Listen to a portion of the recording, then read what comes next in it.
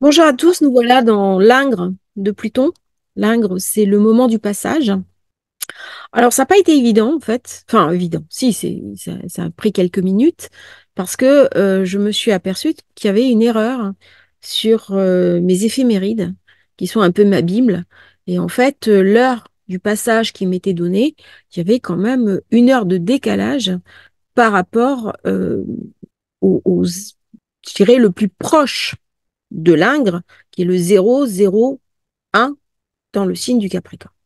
On va essayer même de revenir au 000 absolu. Voilà. Donc là, on est au 00 absolu de Pluton. Quand même un certain décalage avec le calcul que j'avais fait. Donc c'est 1 heure du matin. Dimanche 21 janvier, Paris. Alors attention, là on est en temps universel. On n'est pas à l'heure exacte de Paris, hein. Il faut que vous rajoutiez le décalage. Mais ça permet d'avoir le temps universel, c'est-à-dire vraiment le moment de l'Ingre, qui est valable surtout si je veux avoir les maisons. Donc, l'avantage de faire ce genre de calcul, ça va donner un petit peu la coloration de ce qui nous attend durant ce passage. Hein, donc, il va y avoir plusieurs Ingres à considérer, en particulier l'Ingre final. Mais chaque Ingre, je vous ferai une grande vidéo un petit peu récapitulative de ces différents passages, mais ça permet d'avoir quand même une coloration, parce que là, on voit ce passage qui arrive en force avec le soleil. Alors, qui est en avance sur qui? Eh bien, on voit que c'est Pluton qui passe avant le soleil. Ça veut dire que dans un premier temps, par rapport à ce Pluton qui arrive, eh bien, nous allons subir plutôt des choses négatives au niveau collectif. Ça ne veut pas dire que dans votre thème de naissance, c'est du négatif qui va arriver en premier. C'est pas ça. Mais au niveau collectif, c'est plutôt de la destruction, des choses qui vont être modifiées, transformées avant que ça ne soit éclairé. Alors, heureusement, l'éclairage arrive très vite. Mais symboliquement, il va y avoir quand même quelque part un événement ou des événements qui vont se déclencher, a fortiori après la, la pleine lune. Je vais faire tout à l'heure d'ailleurs la vidéo de la pleine lune, mais c'est intéressant de voir de qui passe en premier. Parce que Pluton, c'est le dieu des enfers. Derrière, il y a la lumière. Donc la lumière est amenée dans les enfers. Ça veut dire que si à titre personnel, j'ai la lumière qui vient, et elle vient d'où? Eh bien, elle vient du Capricorne. Elle vient d'Amalthée. Elle vient du plus haut, de la porte des dieux. Par contre, il y a quelque chose qui me dérange. C'est le carré avec Jupiter. C'est-à-dire, en même temps, je porte la lumière, mais il y a un endroit où le dieu des dieux, qui est Jupiter, ne peut pas la recevoir. Il y a donc une espèce d'entrechoc entre le soleil, qui est le principe de vie, qui amène la vie dans les enfers, et Jupiter, qui est le dieu des dieux. Et on voit dans ce thème la puissance de ces deux planètes. Deux blocs qui s'opposent, deux blocs qui sont en confrontation. Soleil qui reçoit très bons aspects de Vénus, un petit aspect semi-sextile, très beau trigone à la Lune, très bel aspect à Neptune. Jupiter, c'est pareil. Très bel aspect à la Lune, très bel aspect à Mercure, très bel aspect à Saturne, et un carré Soleil-Pluton. Donc, il y a deux blocs. Deux blocs, comment je vais pouvoir réunifier tout ça? À l'intérieur de moi, on est dans la maison 3, on est dans la maison de la communication des frères et des sœurs, mais on est aussi dans une maison où je vais pouvoir me parler, communiquer avec mon être profond, communiquer d'une certaine manière avec les zones cachées de ma personnalité de moi. On est donc sur un travail de l'inconscient. Mais ce travail de l'inconscient, je ne peux pas forcément l'utiliser dans un premier temps sur la fonction sociale. Il faut que je passe par une interface qui est la Lune, qui est une manière de digérer un petit peu en maison 8 ce que j'ai appris. Ça veut dire quoi? Ça veut dire que dans ce passage-là, si je n'ai pas été nettoyer mes souffrances, si je n'ai pas été nettoyer mes intériorités, si je reste sur quelque chose de trop jupitérien, de trop matérialiste, je ne pourrai pas intégrer la leçon de Pluton Soleil parce qu'il y a une confrontation. Nous sommes arrivés à l'épuisement d'un modèle et à l'épuisement notamment du modèle jupitérien, c'est-à-dire un modèle basé d'une part sur une croissance toujours plus, une croissance mercantile, c'est-à-dire la consommation dans le toujours plus où nous avons pillé les richesses. Nous avons été au bout de ce que les démocraties pouvaient nous apporter et nous voyons en ce moment malheureusement le recul de l'idée même de la démocratie. Je lisais un livre d'Emmanuel Todd qui est absolument fascinant sur ce recul où il parle de l'État-nation qui est de plus en plus externalisé, c'est-à-dire les pouvoirs régaliens de l'État, qui sont les attributs fondamentaux, sont délégués euh, à des entités extérieures, comme par exemple le pouvoir français est de plus en plus délégué à l'Europe. Donc ça vient nous raconter une histoire, une légende nationale qui est désenchantée, avec une jeunesse qui a du mal à se projeter dans l'avenir, qui est en perte de repères. Aussi parce que il y a quelque chose qui nous échappe. Mais il y a aussi le problème de l'indépendance. Pourquoi? Parce que Jupiter, là, il est dans le même signe qu'Uranus. Je travaille de la façon suivante, je prends les signes dans leur globalité. Je pense qu'un thème astral, c'est une globalité, et des fois, quand on me demande de couper un aspect, de saucissonner tout ça, on tombe très vite dans la caricature. Donc, je ne pratique pas ainsi. Moi, il me faut un thème total. C'est comme un médecin. Hein. Vous ne pouvez pas soigner juste une partie d'un organe. Il faut une globalité. Eh bien, un thème, c'est pareil. Mais revenons un petit peu à ce que je suis en train de dire. Jupiter carré Pluton Soleil, il vient me parler de corruption. Il vient me parler de délitement. Il vient me parler d'une confrontation que je vais accepter ou pas. Alors, ce délitement, il peut être aussi à l'intérieur de moi.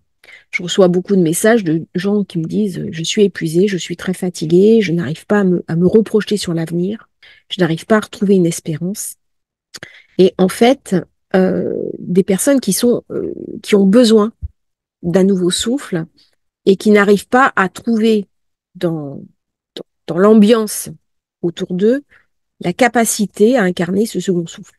Alors ça, c'est la fatigue mentale, hein, Soleil, Pluton, Jupiter, mais c'est aussi une forme de corruption. S'il y a de la corruption en moi, il y a de la corruption aussi dans le monde. Et comment je vais pouvoir faire briller la lumière, donc éclairer tout ça, révéler tout ça, parce que sinon le principe de vie va être touché. Et alors c'est très intéressant parce que je lisais ce principe avec Emmanuel Todd qui disait que la richesse d'un pays est vue en fonction d'un élément dont on parle très peu, qui est le taux de mortalité infantile. Comme ça, je l'avais appris quand j'étais en fac de droit, que je faisais de l'économie. J'avais fait 2-3 ans d'économie universitaire et on disait bien que, en fait, pour savoir si un pays riche et pauvre, eh bien, plus un pays va s'enrichir et plus le taux de mortalité infantile néonatale recule. Et que quand un pays s'appauvrit, eh bien, ce taux augmente. Et ça, c'est un indicateur qui n'est pas utilisé ni par la presse, ni par les médias, parce que c'est un indicateur qui est cruel. Par contre, Emmanuel Todd vient rajouter un élément que moi, je ne connaissais pas et qui est très intéressant dans cet aspect-là, c'est que vient s'adjoindre avec la montée, l'augmentation de la mortalité néonatale, une augmentation de la corruption. Alors, ne me demandez pas comment ces analyses ont pu être trouvées. Je ne suis pas une économiste, mais la pertinence des deux est avérée. Et alors, ce qui est intéressant quand on regarde ce thème, on trouve, pour ceux qui font des hypothétiques, un facteur très important dans le signe du cancer de corruption. Et donc, s'il y a corruption, il y a appauvrissement et il y a une société qui globalement est en train de se déliter et donc une partie va se régénérer à l'étranger. Et ça, c'est parfaitement marqué par l'ascendant Scorpion qui vient me parler de profonde transformation du monde, mais une invitation pour moi à l'intérieur de moi à transformer aussi mon monde intérieur parce que le monde extérieur à moi va forcément changer. Donc, soit je reste dans ce que je suis, je me fige, je me phagocyte, et à un moment donné, eh bien, la punition, la sanction sera inévitable, soit je regarde le monde tel qu'il me parle, le monde tel qu'il est, avec un regard neuf. Et c'est ça, ce soleil sur Pluton carré à Jupiter, qui dans un monde corrompu, qu'est-ce que je vais faire? Est-ce que je ne regarde pas ce qui m'est montré parce que je suis arrivée, comme il y a eu un épuisement du système marxiste, l'URSS qui s'est effondré après la catastrophe de Tchernobyl, hein, c'était concomitant, c'est-à-dire il y a eu un prix à payer. Il y a eu un prix à payer après Tchernobyl et ça a été l'effondrement de l'URSS, du bloc de l'Est. Mais le bloc de l'Ouest, il tenait aussi parce qu'il y avait une opposition Est-Ouest. Et si je regarde bien cette carte, j'en ai parlé hein, hier, dans Pluton sur la porte des dieux, eh bien, Pluton a été découvert dans le Cancer. Quand il arrive au Capricorne, quand il quitte le Capricorne, il quitte aussi un hémisphère. C'est-à-dire que du Cancer au Capricorne, je suis dans le bloc Est, si je mets le bélier ici. Maintenant, je vais rentrer dans le bloc Ouest. C'est-à-dire que ça ne va plus du tout venir me raconter la même chose.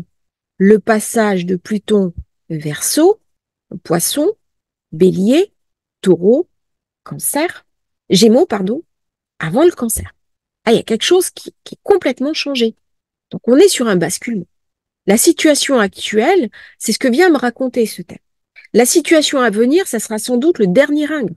Mais là, on va me parler de deux blocs qui s'opposent avec des affrontements très durs entre les deux.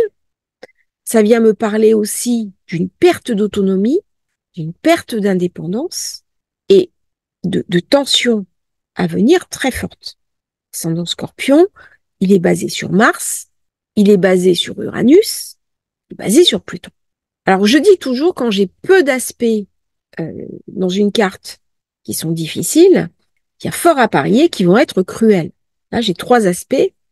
J'ai Lune Saturne et ça vient me montrer aussi la différence entre les blocs qui sont régis par l'émotionnel, par la démocratie, avec des valeurs qui se veulent woke, qui se veulent ouvertes, qui se veulent multiculturelles, pro-gay, pro-LGBT, pro-femme aussi, et puis des valeurs beaucoup plus patriarcales, beaucoup plus dures, beaucoup plus dans la structure, qui est portée par Saturne.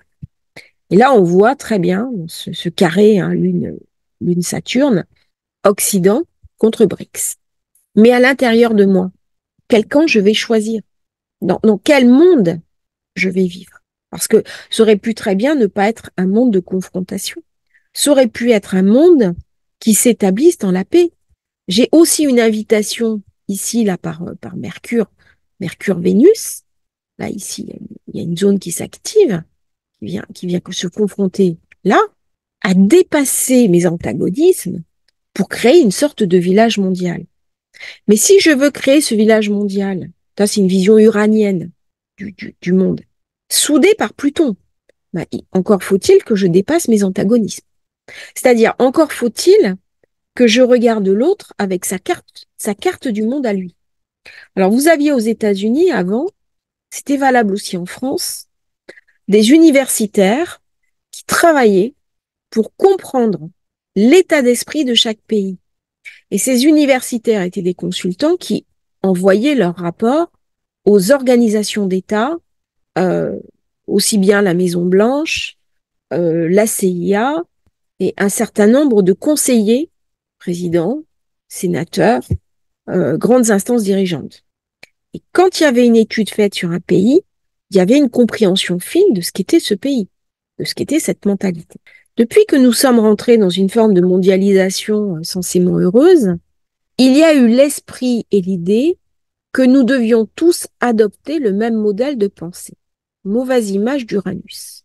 C'est-à-dire que Uranus, dans sa fonction négative, nous parle d'uniformité. Ok. L'uniformité, c'est possible, notamment sur des animaux qui ne sont pas individualisés. Mais dès que je vais rentrer dans une individualisation, l'uniformisation, elle est plus possible. C'est-à-dire, il y a des spécificités Si vous voulez, on le voit bien quand on voyage, si vous voulez véritablement vivre le voyage, encore faut-il que vous ayez connaissance d'un minimum de règles dans le pays dans lequel vous allez. Eh bien, si c'est valable pour vous, vous comprenez que en politique étrangère, ça l'est encore plus. Et actuellement, il y a une erreur, et ça explique le pourquoi de certains de nos échecs. C'est valable pour la France, mais c'est aussi valable pour les États-Unis. C'est qu'il y a un refus de ces spécificités. Nous sommes tous pareils, nous portons le bien, et donc les autres doivent forcément s'aligner. Or, certaines de nos valeurs ne sont pas universelles. Il y a des pays qui pensent totalement différent de nous. Il y a même des pays où nos valeurs sont criminalisées. Je pense notamment à l'homosexualité. Vous comprenez mieux le choc des cultures. C'est-à-dire que là, nous étions dans une forme de différence culturelle, maintenant on rentre dans une forme de choc culturel. Qui a raison, qui a tort, ça c'est un autre débat. Mais si vous voulez communiquer avec un pays euh, issu des BRICS et que vous portez des valeurs LGBT+, QR, ça va être compliqué. Alors, si vous êtes dans la discrétion, ça passera sûrement. Mais la question va être posée. La question va être posée des enjeux. C'est-à-dire, vous-même, vous avez votre propre valeur. C'est pas ça le problème. Dans ce que vous faites dans votre vie, ça ne regarde que vous. Par contre, si vous rentrez dans une espèce de revendication de militantisme, ça va poser une autre question. Alors, non pas au regard des démocraties occidentales, c'est pas ça le problème. C'est pas de remettre en question des droits établis qui sont très positifs et auxquels, en plus, je suis personnellement très favorable et très ouverte. La question, c'est que tout le monde n'adhère pas à certaines des valeurs portées actuellement par les démocraties.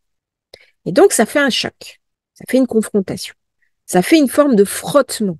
Alors, en parlant ainsi, je prends un risque. Je prends un risque parce que là, on aborde toujours des sujets un petit peu délicats qui sont toujours tendancieux, qui sont... Bon, là, on vient me parler de confrontation. Et où je suis capable, et c'est valable aussi pour moi à titre individuel, de regarder ce monde tel qu'il me parle, avec des valeurs scorpions, c'est-à-dire un monde qui est en train de changer, avec une partie du monde qui est en train de disparaître, avec une partie du monde qui est aussi en train de s'affaiblir.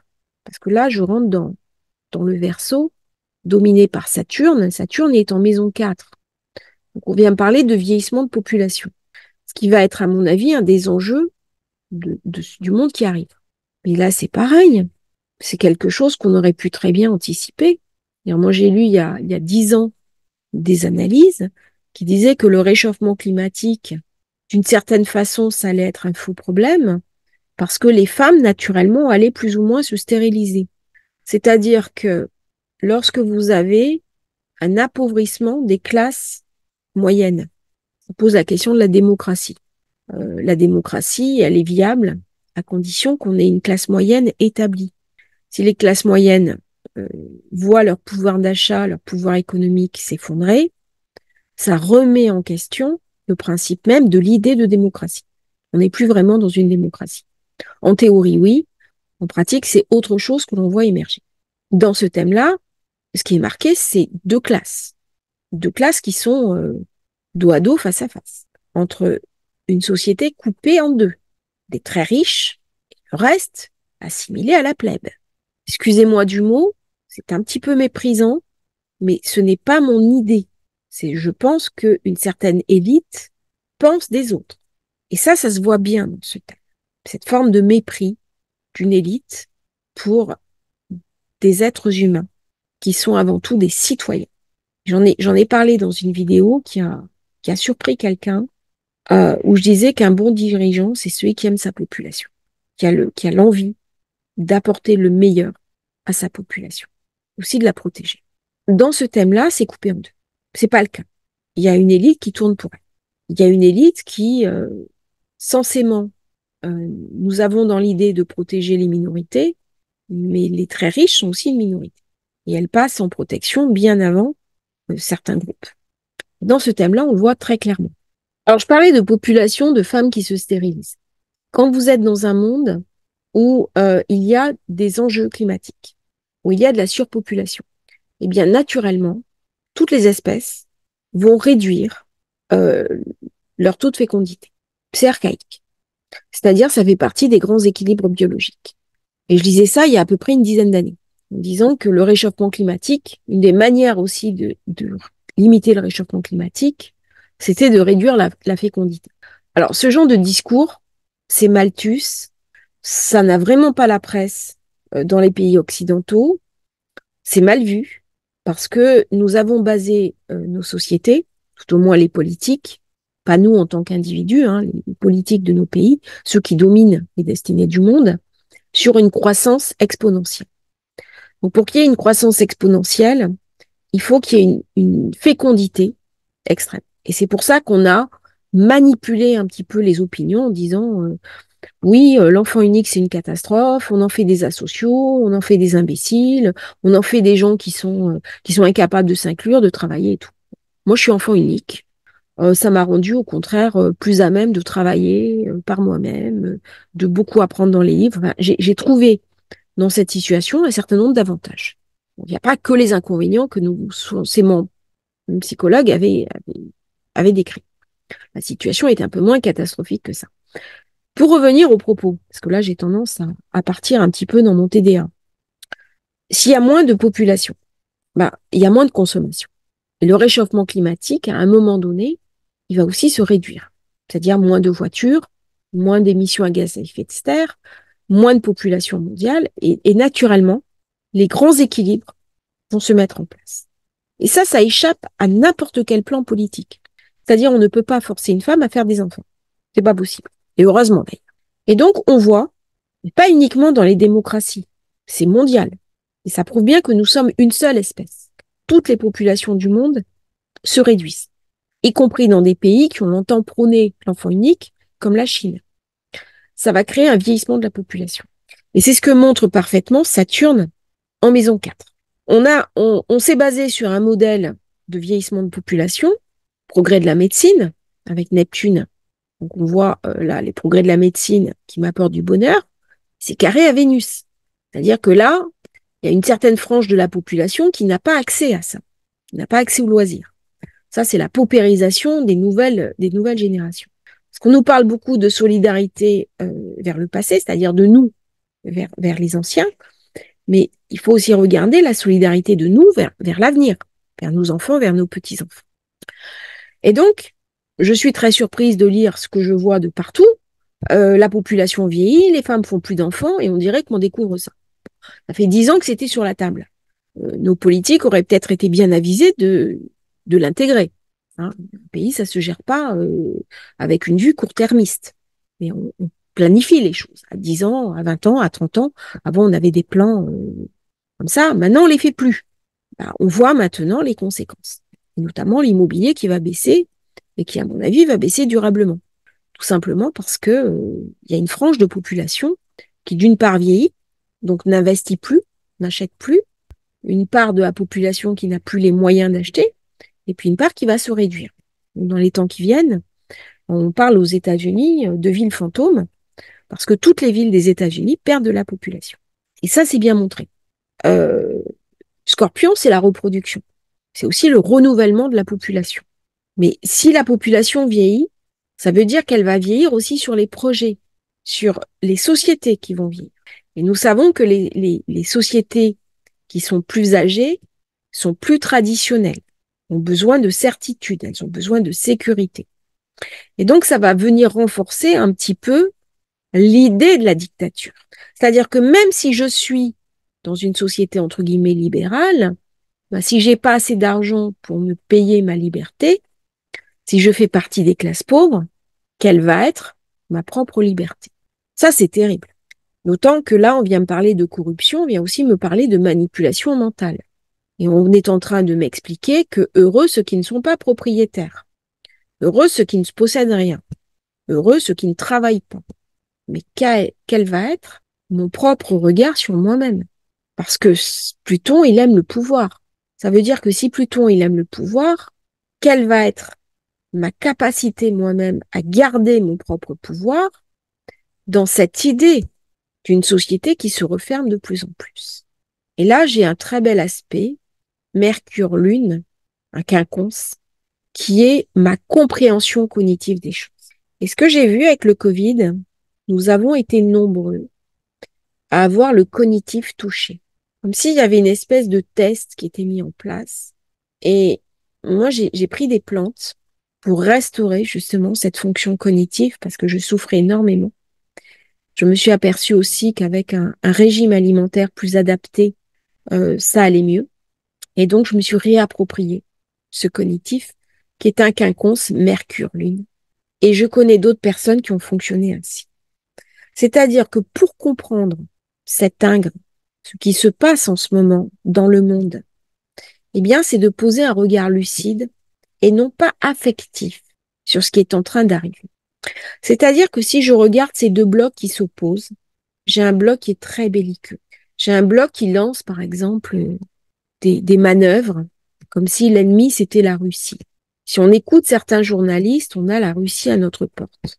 Là, il faut bien que je regarde cet aspect entre la maison 3 et la maison 7. Le risque aussi d'une menace. Hein. Soleil, Pluton, il y a quand même quelque chose de nucléaire, là, avec l'Iran qui est arrivé à son programme d'uranium enrichi. Il faut vraiment aller chercher dans la presse pour trouver ce genre d'informations. C'est pas du tout diffusé. Ben là, les médias, ils font quand même une sacrée faute, hein, parce que des informations clés, des informations qui peuvent me servir pour mon avenir, ne me sont pas données. C'est pour ça que je parlais aussi de systèmes qui se verrouillent. C'est-à-dire, c'est une mondialisation qui est projetée, au sens de la maison 9, la Lune qui se retrouve en maison 8, et c'est une mondialisation sur mes propres valeurs. C'est-à-dire, je vais imposer au monde, de gré ou de force, ma manière de penser. Et là, je viens heurter des consciences millénaires.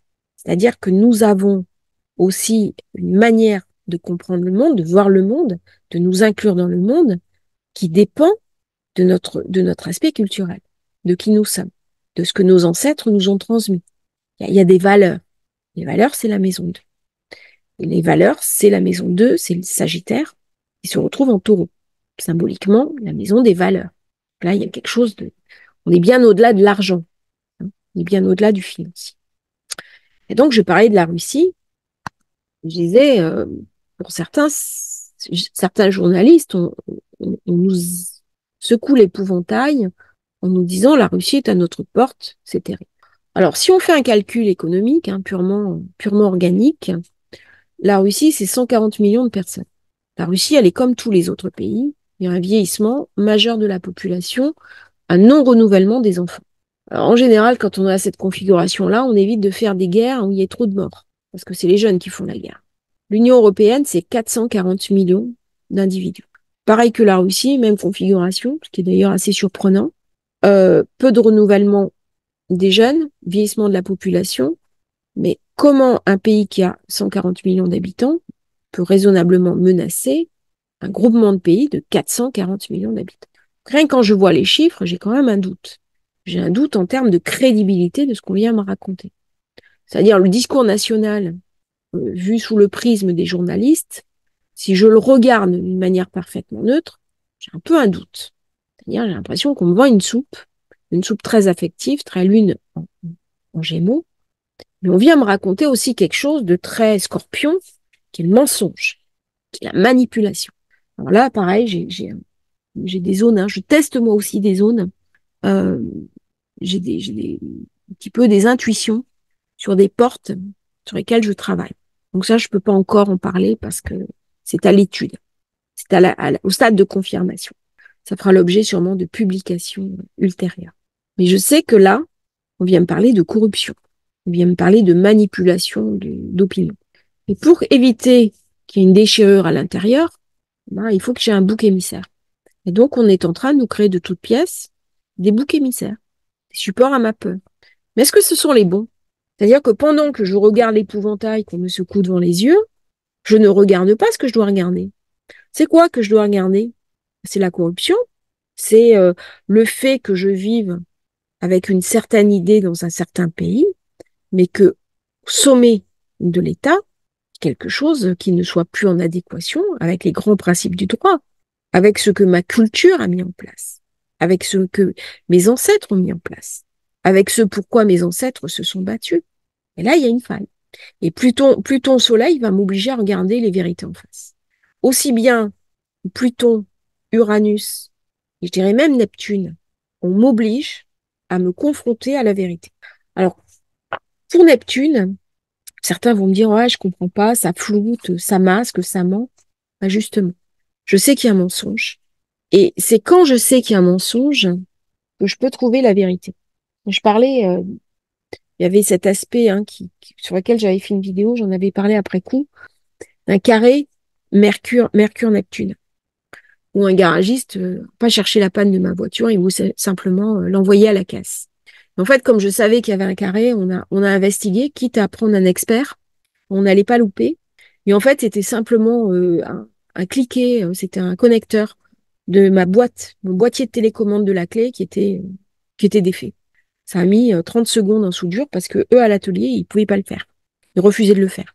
Bah oui, c'est tellement plus facile d'envoyer une voiture qui marche très bien à la casse. Bon, ça, c'est le côté jupitérien ridicule. Voilà. Parce que en 2 minutes, mon mari a refait la soudure et la voiture, depuis, elle roule parfaitement.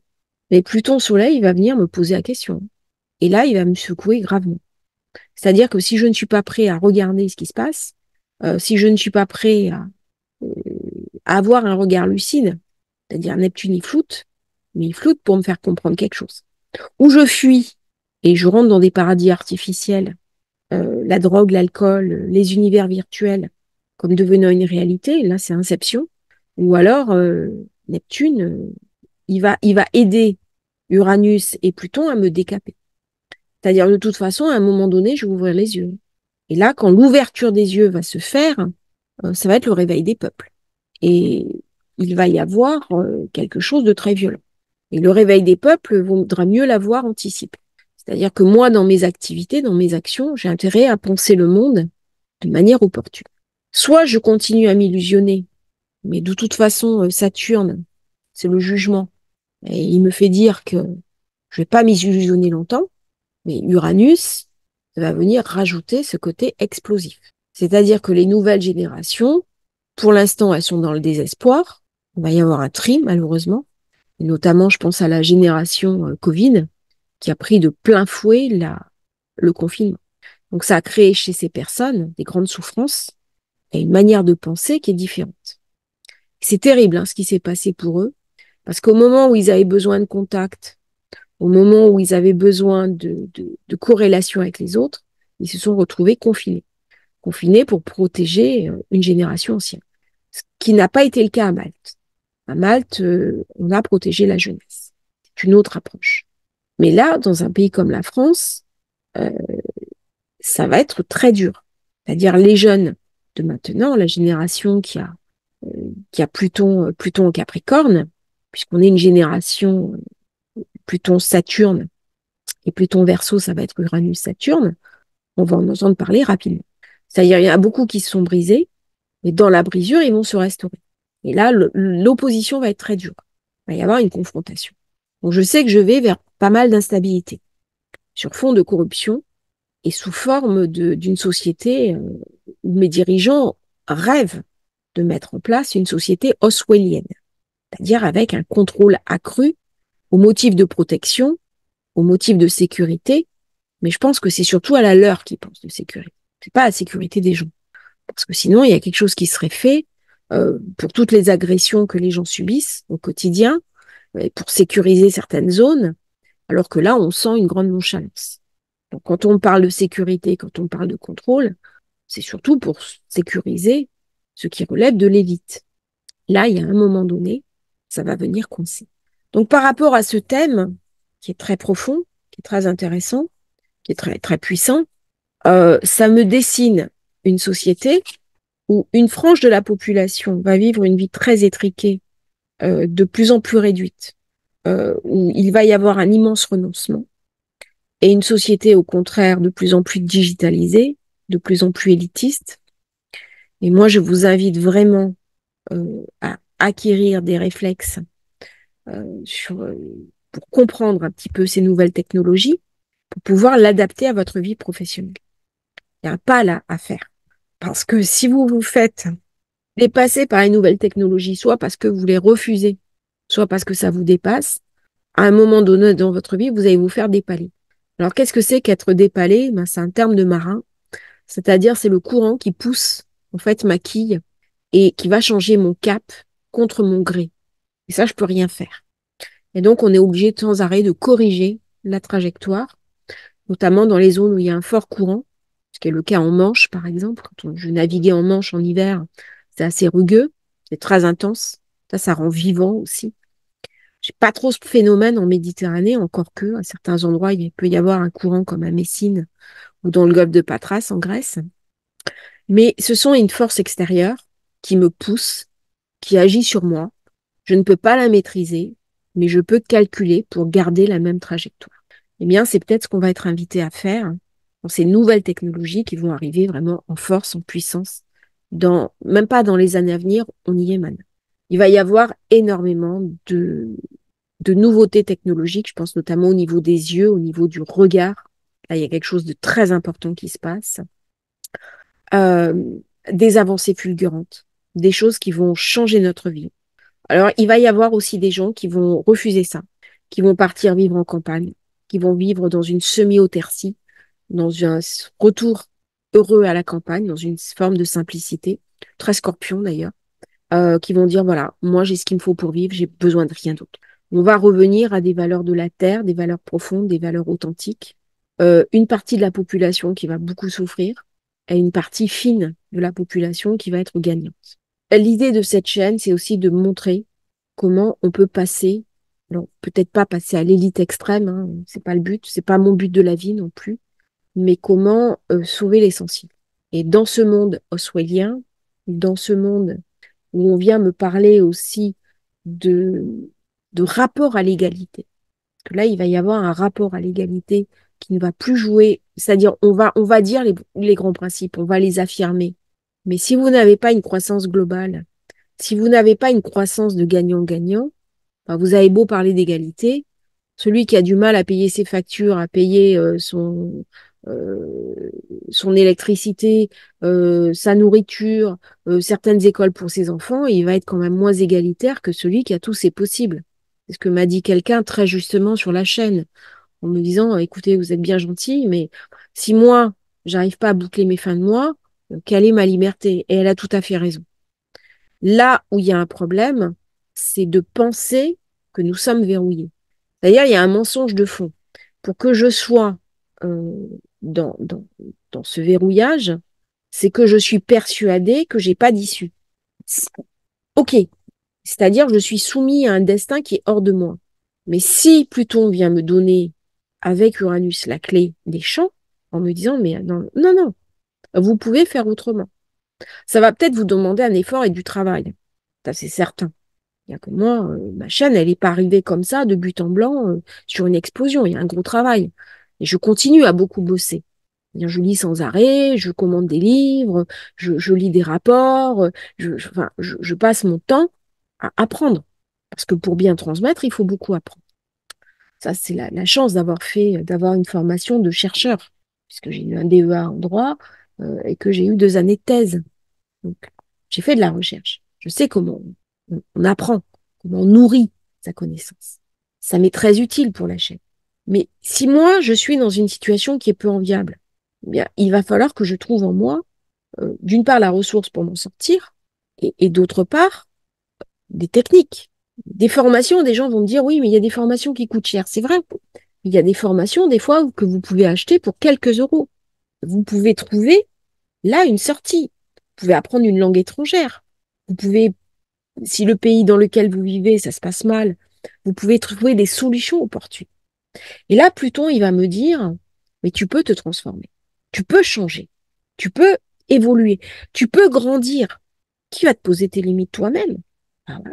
Et ben, plutôt que de faire un repas, des fois, il vaut mieux louper un repas et puis se payer une formation de quelques euros. Moi, c'est ce que j'ai fait quand j'étais étudiante. Il y a une époque de ma vie, je sautais des repas pour me payer des bouquins d'astro. C'est Gershom Scholem.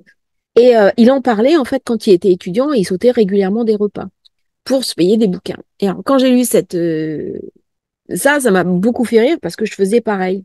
Bon, bien sûr, j'ai des traits fines, hein, mais voilà. Et ça, c'est typiquement Scorpion. Donc, quelque part, Pluton, il nous amène à tous, hein. C'est pas uniquement aux Scorpions. Il nous amène à tous cette puissance, cette force, cette capacité à modifier. C'est-à-dire que nous n'avions pas, à l'époque, au moment lorsque Rome a commencé à rentrer dans une forme de décadence, lorsque la reine Cléopâtre a perdu l'Égypte, puisqu'elle l'a perdu, c'est Rome qui a gagné. Donc là, ça s'est effondré. En une génération, allez, milliers d'années d'histoire, effondré, plus rien. Eh bien, ça peut aller très vite. Ça peut s'inscrire dans le temps, mais ça peut aller très vite. À Jérusalem, quand il y a eu la deuxième destruction du temple, c'est allé très vite. Donc ça peut aller, tout peut basculer en un instant. Bien sûr, il y a une montée avant. Mais ce qui est intéressant là, c'est qu'on va voir des choses basculer. Et nous avons les outils pour le comprendre. Dans les 20 ans qui viennent, il y a des pays entiers qui vont s'effondrer, voire même disparaître. L'idée de la disparition d'un pays, elle nous semble impossible, et pourtant dans cette carte-là, c'est marqué, c'est montré. Donc il y a des grands équilibres du monde qui vont être totalement revus, notamment au niveau financier. Le monde était basé sur une banque internationale qui est le, le FMI, et là, les BRICS sont en train de mettre en place leurs propres règles, leurs propres référents, leurs propres étalons. Et depuis Bretton Woods, on a supprimé, par exemple, la conversion dollar-or, puisque avant les réserves mondiales étaient adossées sur l'or. Donc, il y avait une fiabilité. Et pour faire tourner la planche à billets, eh bien, on a supprimé les accords de Bretton Woods. Et donc, on est rentré dans un système d'argent facile, d'argent gratuit, entre guillemets, mais qui a généré de l'inflation, qui a généré de la corruption, qui a généré aussi des travers abominables, dont la drogue euh, est une des expressions. Et donc, contrebalance, eh bien, il y a une autre force qui est en train de naître sous nos yeux. Et ce qui est passionnant, c'est que derrière ce côté anxiogène qu'il peut y avoir, eh bien, il y a quelque chose de profondément intéressant parce que nous avons les outils, le couplage pour analyser, voir, comprendre ce qui est en train de passer devant nos yeux. Et ça, c'est un privilège. C'est un privilège. Et c'est un privilège aussi bien personnel que collectif. Est-ce que nos politiques, nos dirigeants vont prendre la mesure de ces outils? Pas sûr. Pas sûr. Est-ce qu'on va utiliser complètement des IA pour projeter notre futur? Il y a fort à parier. Mais il est possible que l'IA oublie certains paradigmes qui peuvent être racontés dans l'astrologie. Donc là, on retrouve vraiment l'astrologie dans ses lettres de noblesse qui vient raconter le temps à venir, ce monde de demain, ce changement d'air auquel nous sommes invités à participer, auquel notre âme, si on, si on est persuadé que nous avons une âme et qu'elle est venue ici faire quelque chose, eh bien, elle est venue s'incarner au moment de cette bascule. Et donc, elle est venue soit prendre une expérience, soit participer à l'œuvre, soit éventuellement transmettre quelque chose acquis dans un ailleurs, que ce soit des vies antérieures ou une autre confiance globale. Donc voilà un petit peu cet ingre que pour ma part, je trouve absolument extraordinaire. Est-ce que c'est mon, mon côté scorpion qui est quand même assez développé, ce côté Pluton qui est assez facile pour moi à comprendre parce que j'ai cette chance, hein, cette conjonction Pluton-Uranus. Je sais pas, mais je trouve un monde à venir qui est absolument passionnant parce qu'il va me demander de m'adapter. Ça, c'est ce que j'ai dû faire toute ma vie. Toute ma vie, j'ai jamais eu de certitude. Et donc, j'ai une adaptabilité, une flexibilité qui va beaucoup me servir. Et dans ce temps à venir, eh bien, ce sont les personnes flexibles qui vont pouvoir évoluer avec plus de, comment dirais-je, de sérénité, plus de conscience que des personnes plus rigides. Alors, avant de finir cette vidéo un peu longue, je vais donner un petit truc aussi sur le Verseau parce que j'ai parlé de la fonction d'onde euh, et le Verseau, c'est l'air. En effet, c'est pas un signe d'eau, hein, c'est un signe d'air. Ça fait parler aussi, penser aux univers quantiques, aux calculs mathématiques, puisque Uranus, c'est le mathématicien, surtout dans la fonction Uranus-Saturne. c'est les mathématiques basées sur le temps et la lumière, le temps et l'espace. Et là, avec Pluton Soleil qui rentre là, en plus, c'est le principe de la lumière. Mais ça vient aussi me parler d'un autre principe philosophique qui est les eaux d'en haut, les eaux d'en bas. Alors la séparation des eaux d'en haut et des eaux d'en bas, bien que dans certaines traditions, on rejoigne sans les mélanger, les eaux d'en haut et les eaux d'en bas. C'est une réunification du monde à venir. Et donc si je pose le Verseau non pas en signe direct, c'est-à-dire dans le premier niveau d'interprétation, puisqu'il y a plusieurs niveaux d'interprétation sur le zodiaque et sur l'astrologie, en premier niveau, en effet, je suis en signe d'air. Mais si je monte sur un niveau supérieur, eh bien, je touche au signe d'eau. Mais c'est un signe d'eau, ce sont des eaux sacrées. Ce sont des eaux, entre guillemets, matricielles. Ce sont des eaux de la création. C'est-à-dire les eaux de la création, elles viennent de l'idée. Euh, elles viennent de l'engendrement par l'idée. Donc, c'est des concepts qui sont un petit peu subtils, puisqu'on est dans les eaux d'en haut. Mais il faut savoir que dans chaque signe, il y a un niveau, il y a un volet positif, un volet négatif, mais il y a aussi un, un level plus spirituel. Donc, je vous remercie d'avoir écouté cette vidéo sur l'Ingre de Pluton. J'espère qu'elle vous aura intéressé. Si vous avez envie de commander votre thème de naissance, votre révolution solaire, eh bien, vous avez le lien dans la description. N'hésitez pas à liker, à vous abonner à la chaîne. Merci aussi pour votre soutien. Vous avez vu, la chaîne se développe. Ça va me donner aussi envie d'investir un petit peu sur du matériel pour améliorer un petit peu ce qui a amélioré. Déjà, je vous remercie de votre fidélité alors que tout n'est pas parfait hein, sur le matos. Mais la chaîne est en évolution, je suis en évolution et c'est un petit peu cette porte qui me fait dire, eh bien maintenant, c'est le moment d'y aller. Merci à tous parce que sans vous, la chaîne n'existerait pas. À bientôt pour une nouvelle transmission sur Astrologie Facile.